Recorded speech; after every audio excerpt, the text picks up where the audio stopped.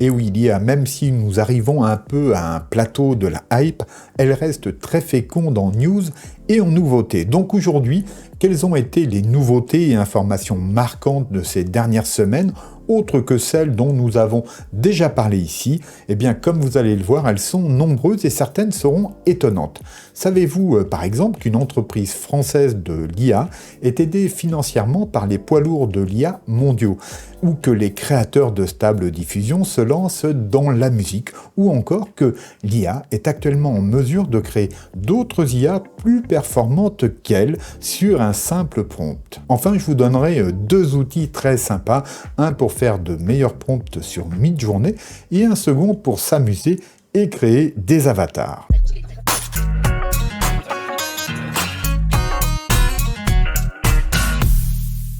Oui, les news de l'IA sont toujours riches et il va se passer de nombreuses choses en cette rentrée. Alors, restez bien tout au long de cette vidéo car de sacrées surprises vous attendent. Allez, encore de la musique. Oui, Stability AI vient d'annoncer Stable Audio, un nouveau produit d'IA capable de générer de la musique et des effets sonores en haute qualité à partir de simples invites textuels. Alors, cette plateforme utilise des invites tels que le genre musical, les instruments, l'ambiance, etc. pour créer des pistes audio complètes ou divers effets sonores. Ce lancement marque la première expansion de Stability AI au-delà des images textes, en s'appuyant sur son approche ouverte de l'IA multimodale.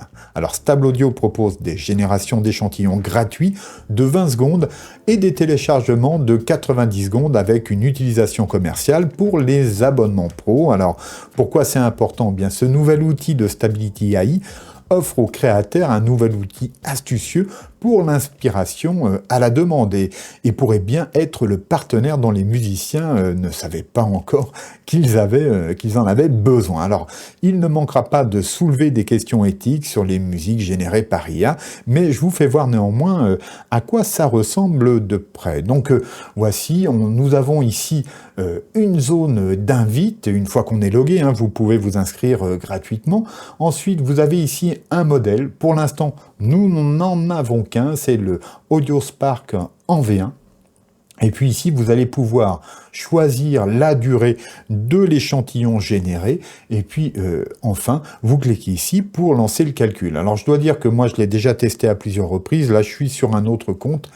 Et donc on peut tout de suite upgrader vers une version professionnelle qui vous donnera des droits commerciaux. Et sachez que la qualité audio, elle, est donc de qualité CD. Donc c'est parti, on va se lancer un petit calcul. Voilà, donc là j'ai mon prompt bateau. Donc je sais qu'en ce moment ils sont très testés et donc parfois il faut attendre un certain temps le résultat. Eh bien, on fera comme d'habitude. Si c'est trop long, je coupe et on se retrouve pour le résultat. Eh bien, ça y est, je crois que le résultat est arrivé, donc ça a été assez rapide. Et maintenant, on va se l'écouter.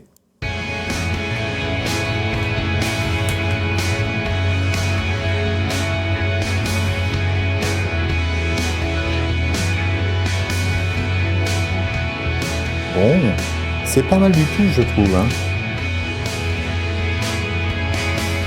En tout cas, on remarque en musique, bien ça progresse tous les jours, et puis là on a vraiment un outil qui peut servir aux musiciens. Donc là je vais quand même couper le son, je vous laisse tester tout ça, je pense qu'il y a vraiment de quoi faire. Alors j'ai un message important pour vous, créer ces vidéos sur YouTube est un vrai travail qui demande des efforts et du temps. Et il est parfois difficile d'être visible sur YouTube. Alors pour m'aider, et si vous souhaitez avoir plus de vidéos sur cette chaîne et soutenir mon travail ici, merci de prendre quelques secondes de votre temps pour cliquer ci-dessous sur le pouce vers le haut, pour vous abonner si ce n'est pas déjà fait, et pour activer la cloche qui vous préviendra des prochaines publications. Enfin, si vous pouvez partager cette vidéo sur vos réseaux, ce serait génial. Je vous remercie. Voici une nouvelle qui pourrait bien changer la donne dans le monde de l'IA. Une équipe de chercheurs a publié un article sur Prompt-to-Model, une méthode qui permet de générer des modèles d'IA déployables à partir d'instructions en langage naturel. En gros, au lieu de simplement donner des instructions à un grand modèle de langage, un LLM, comme GPT 3.5 Turbo, pour obtenir des réponses, vous pouvez maintenant utiliser ces instructions pour former un modèle spécialisé pour une tâche spécifique. Alors, voici les points clés. Qu'est-ce que Prompt-to-Model? Eh bien, c'est une méthode qui prend une description de tâches en langage naturel, donc comme les instructions que l'on donne d'habitude à ChatGPT, et l'utilise pour former un modèle spécialisé. Alors pourquoi c'est cool? Eh bien tout simplement, ces modèles spécialisés peuvent surpasser les LLM, donc les grands modèles de langage comme ChatGPT, de 20% en moyenne, alors tout en étant 700 fois plus petit. Alors comment ça marche? Le processus comprend la récupération de jeux de données existants, la génération de nouveaux jeux de données, c'est-à-dire normés, etc., facilement utilisables par l'IA, et donc la formation supervisée sur ces nouveaux jeux de données. Et on peut désormais le trouver, donc ce Prompt-to-Model, il est disponible en open source. Voici, je vais vous afficher ici le lien en description, bien sûr, et sur ce site, eh bien, vous allez pouvoir trouver ici donc le lien GitHub. Est-ce que vous êtes prêt vous-même à transformer vos prompts en IA déployable? C'est le présent désormais. Et oui, il existe une pépite de l'IA française, j'en ai déjà parlé, mais je ne savais pas qu'elle était française. Il s'agit de Hugging Face, et donc c'est la star française de l'IA open source, et elle fait des vagues actuellement, parce que ils viennent de lever 235 millions de dollars, et devinez qui est à bord? Eh bien ce sont les géants de l'IA, comme Nvidia, Google, Amazon, Intel, AMD, IBM et Qualcomm.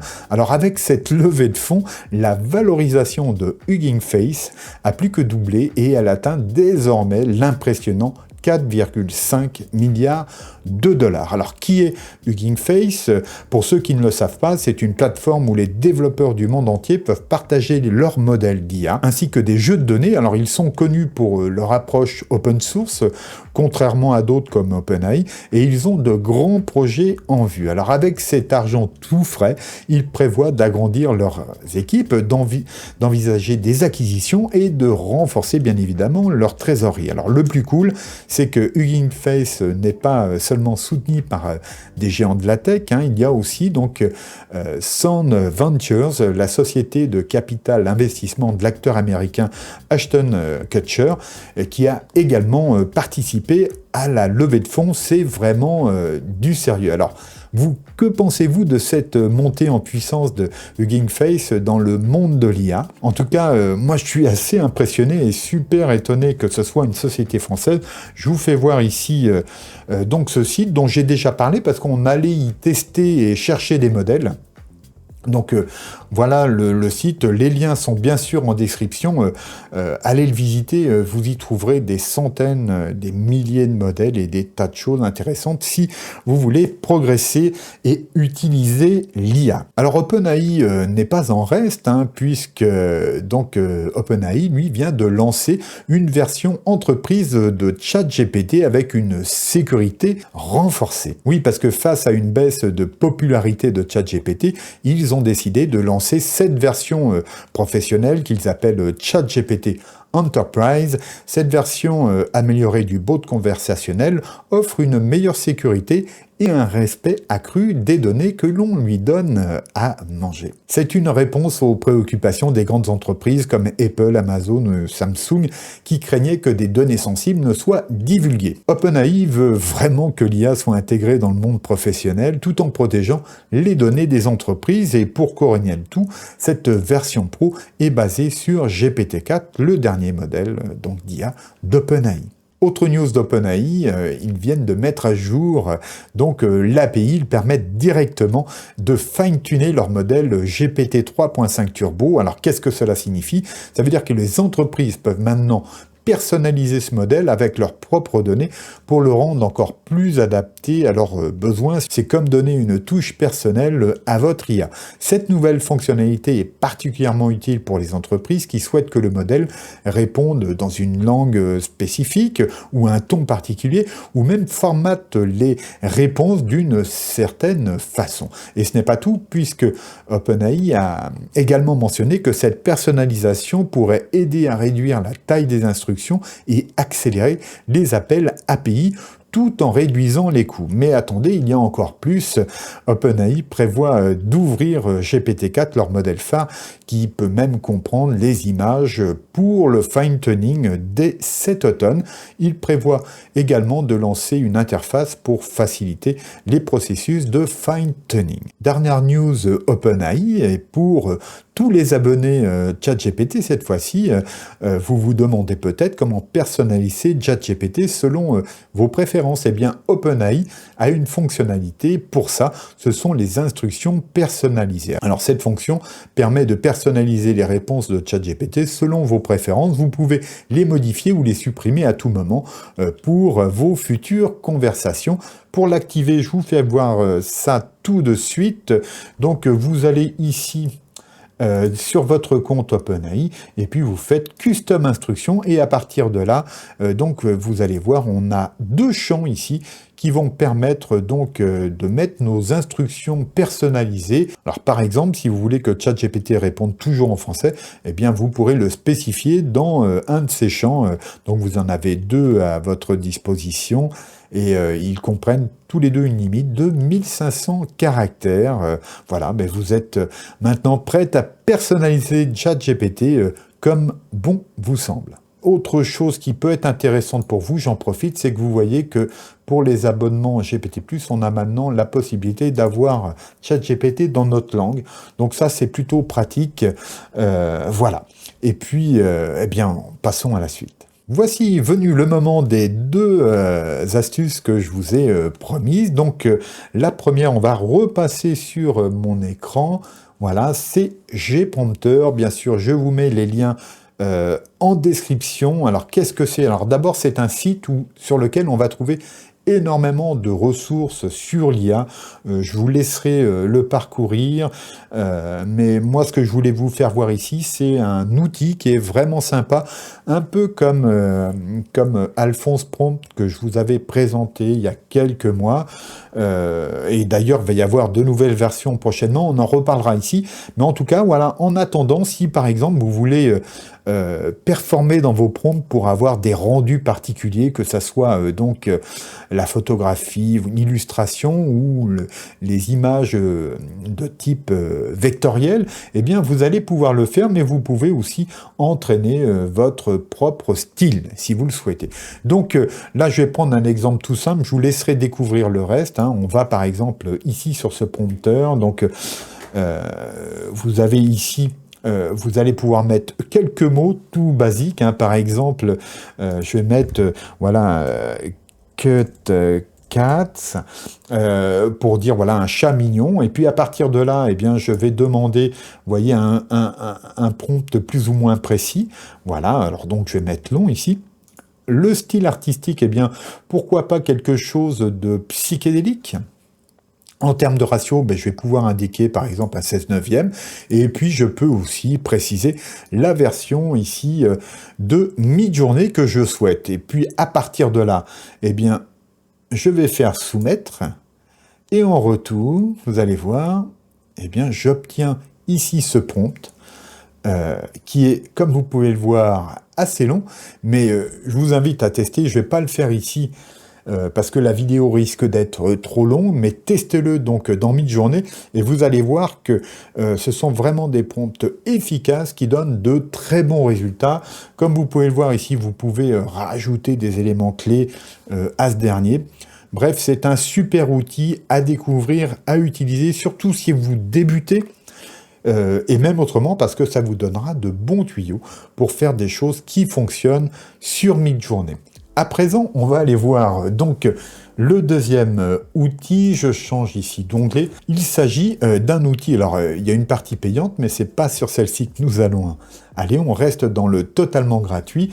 C'est donc Generated Photo, qui est un site qui permet de créer des photographies en fait à partir de données que vous allez lui donner sans faire appel à un photographe en gros. Mais il y a des choses très rigolotes aussi. Ça se passe à cet endroit-là, c'est Human Generator et vous pouvez voir ici que c'est gratuit. Donc on y va. Tout simplement, je vais ici vous faire voir le principe. Donc on va créer tout de suite un avatar. Donc là, l'interface, vous voyez, est un petit peu complexe. En tout cas, vous allez voir que c'est très personnalisable. Donc vous allez voir, c'est très simple. Donc je vais faire glisser ici une image. Voilà, donc c'est une photo de moi, hein, toute bête, et qui va donc servir de base pour créer des tas d'avatars. Alors c'est... là, on me propose quelque chose par défaut. On va regarder s'il n'y a pas d'autres trucs plus sympas. Donc, vous allez voir que on peut vraiment pousser la génération d'avatars assez loin. Si, par exemple, je sais pas, je peux partir sur cette personne, par exemple. Sur ce modèle-là. Donc, premièrement, je peux tout de suite appliquer ici ma face sur cet exemple-là. Et vous voyez que à partir de là, bien ma face a été envoyée donc sur ce personnage. Mais là, on peut voir que son âge, donc c'est senior, mais rien ne m'empêcherait, par exemple, de passer ici, de faire un update. Et vous allez voir tout de suite le résultat. Alors ça peut mettre un petit peu de temps parfois, mais voilà, il faut juste être patient. Voilà, on va avoir le résultat. Alors voilà, c'est un peu étonnant. Vous voyez que, bon, il y a de quoi rire de soi, mais sans doute aussi de rire des autres. On peut faire de bonnes blagues avec cet outil. Mais comme vous pouvez le voir, c'est qu'à chaque fois, on peut choisir ici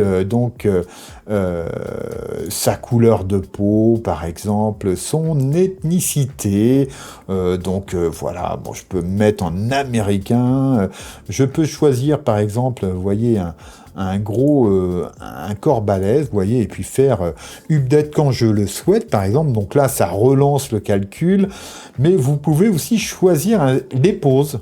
Comme vous pouvez le voir, on en a tout un tas à disposition. Je rappelle que ça, c'est vraiment totalement gratuit. Donc là, attention, voilà, le nouveau résultat, mais j'aurais pu aussi, évidemment, choisir une couleur de cheveux plus réaliste.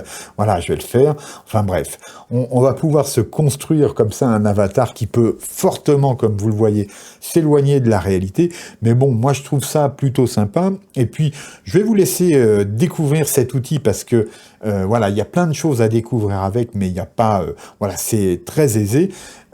Vous allez pouvoir aussi changer ici les vêtements. Vous voyez que voilà, tout est pris en compte, hein, jusque voilà, du haut du corps en passant par le bas, mais vous voyez, vous avez aussi des tas d'autres propositions. Et puis bien sûr, on va pouvoir changer ici le fond. Par exemple, là, je peux avoir ce même modèle ici sur une plage. Donc, on va voir ce que ça donne. Donc ça devrait intervenir rapidement, j'espère. Eh bien voilà, me voici donc avec une ligne que j'ai eue il y a bien longtemps, hein, mais en tout cas voilà une musculature assez impressionnante que je n'ai jamais eue, je crois. Et donc, c'est par contre très sympa pour construire des avatars et faire des blagues, moi je trouve. En tout cas, voilà, je tenais à vous le faire voir déjà depuis un certain temps. Et donc voilà, c'est chose faite à présent. Bon, des news, il y en a vraiment tous les jours. Et si vous en connaissez vous-même, partagez-les ci-dessous en commentaire et partagez également vos réflexions sur ce que nous avons vu dans cette vidéo. Alors, je suis très curieux de vous lire et d'échanger avec vous. Avant de nous quitter, n'oubliez pas de mettre un pouce vers le haut, de vous abonner, d'activer la cloche pour être prévenu des prochaines sorties et de partager cette vidéo sur vos réseaux. Cela aidera beaucoup la chaîne et son développement. Merci à vous. Et je vous dis à bientôt. Gardez-vous bien. Au revoir.